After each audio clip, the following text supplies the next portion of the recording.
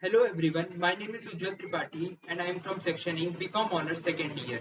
My roll number is 332 and I belong to Group 4 and our topic of presentation is physiocratic theory of taxation and expediency theory of taxation. We have divided our topics into four major heads. That is, first, theories of taxation, basics about the physiocratic theory and its example will be taken by me, Ujjwal Tripathi. Second, history of physiocracy, features of physiocrats, physiocratic theory and taxation by Sumit Jaisal. Third, factors giving rise to physiocratic theory and its criticism by Utkarsh Gupta. And fourth, expediency theory and its examples by Vaibhav Sharma. We would like to thank to our Professor Vaibhav sir for his guidance. Now, before starting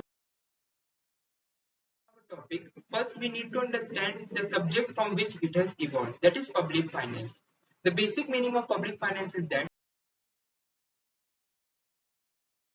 it is the branch of economy that deals with all the income and expenditure of public authorities or bodies. Whenever we all hear the name of public authorities or bodies, that is the government, we all have a mindset that it is basically related to the welfare of the state or as a nation as a whole. And it is also absolutely correct. But as we know that necessity is the change of nature, hence public finance has also evolved from time to time. Earlier it was based on the doctrine of sound finance, then it changed to doctrine of welfare finance, and finally it is now based on doctrine of functional finance. Public finance not only deals with the allocative or distributive function, but it also deals with the stabilizing function that is related to the equity, welfare of all. And according to Professor Dalton, public finance is one of the subjects that lie on the borderline between economics and politics. It is concerned with the income and expenditure of public authority and the adjustment of one to the other. He has said that it lies on the borderline between economics and politics. That is, it is neither fully economics nor fully politics.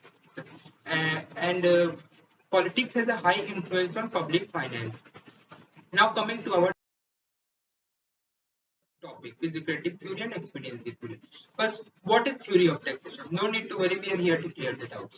Theories of taxation, also called as principles of taxation, means the application of appropriate criteria in the development of tax structure. It is quite convincing and also acceptable that the taxation system should be based on various assumptions, various policies, various regulations, so that it is not only concerned with generating the maximum productive capacity from the taxes, but also it should be convenient for the taxpayers.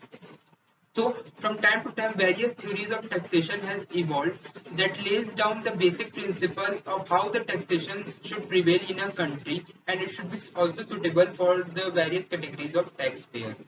It relates to the distribution of taxation or allocation of the tax burden to different categories of taxpayers. The transfer of tax money from public to the state is called the burden of the tax. That is basically on the taxpayer. In India currently now, direct and indirect taxation systems are prevailing. That is direct taxation system on the incomes and indirect taxation system, that is basically the GST on goods and services.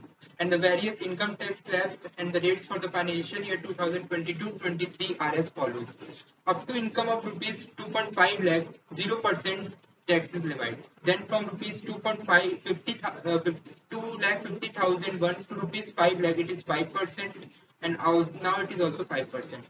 From rupees 5 lakh 1 to rupees 7.5 lakh, earlier it was 20% and now it is 10%. From 7 lakh 50,000 rupees 1 to rupees 10 lakh, earlier it was 20%, now it is 15%. From rupees 10 lakh to rupees 1 to rupees 12.5 lakh, earlier it was 30% and now it is 20% only. From rupees 12 lakh 50,000 1 to rupees 15 lakh, earlier it was 30%, now it is 25%. And from rupees 15 lakh 1 and above, it was 30% and now also 30%. And the various GST structure or the tax rate that is levied on goods and services are as follows. 0% on the necessity goods like that is form the part of consumer price basket. 5% on mass consumption goods like spices, mustard oil. 12% on processed goods. 18% on soaps, oil, toothpaste, refrigerator, etc. 28% on white goods or white car goods, that is basically related to luxurious, and 28% above the more luxurious, that is the cars, etc. Now, The various theories of taxation are physiocratic theory of taxation, expediency theory of taxation, social political theory of taxation, ability to pay theory of taxation, cost of service theory of taxation, benefit principle, Lindahl's model, Brown's model, Samuelson optimum allocation, principle of progression. All these theories from time to time have evolved and has laid down the basic structure uh, so that the tax structure in a country can be both equitable for the taxpayer as well as for the government. Now, what is physiocratic theory, which has been one of the earliest theories of taxation? It has been derived from the Greek word that is physio, which means natural, and krat means rule, that is the natural rule of nature. It is basically concerned with the nature, that is the agricultural system. And as per the physiocratic economist viewpoint, it is only the land that could generate a net surplus. That is, it is based on the formulation that the land is capable of producing a net surplus. They maintained that agriculture alone could yield a net return add to the wealth of nation, and the nation would develop only by levying the taxes on the land portion. Now we can understand this theory more clearly from the following example. Suppose there is a farmer whose agricultural products produced by him has a value of rupees 5,000, in which he has retained rupees 2,000 for itself and spent rupees 2,000 paying to landlord as rent and 1,000 to manufactured on manufactured goods. So the net surplus that has with the farmer is rupees 3,000.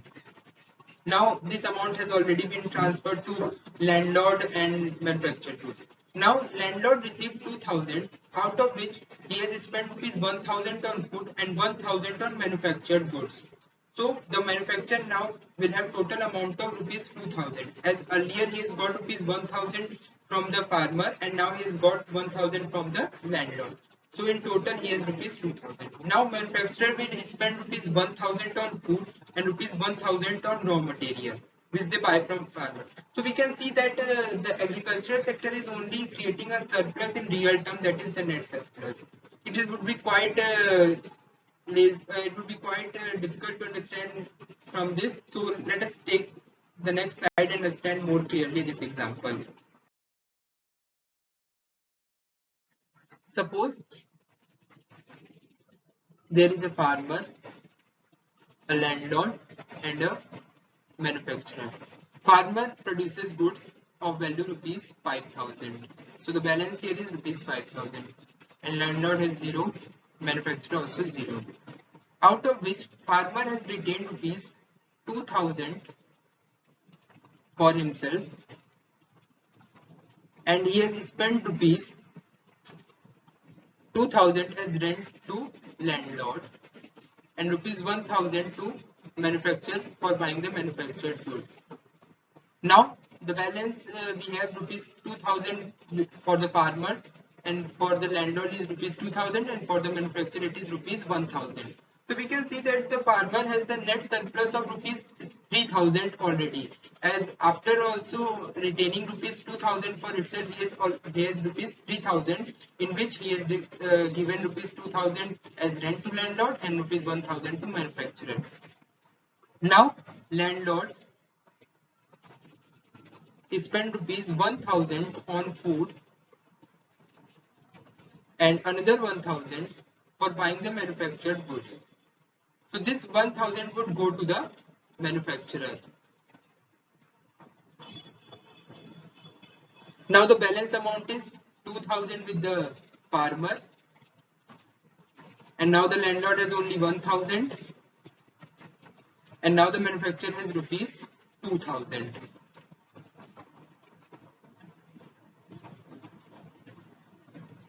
And now manufacturer has spent rupees 1,000 on food and 1,000 for buying the raw materials that he buys from the farmer. So this 1,000 will go to farmer. Now we can see that the balance amount is 3,000 again with the farmer, 1,000 with the landlord that he has spent and 1,000 with the manufacturer. So we can see that it is only the land, that is the agriculture system that is generating the net surplus. So the physiocratic theorists or the economists were basically concerned that it is the agricultural system that generates the net revenue. Now my next member will discuss more about this theory in detail. Thank you.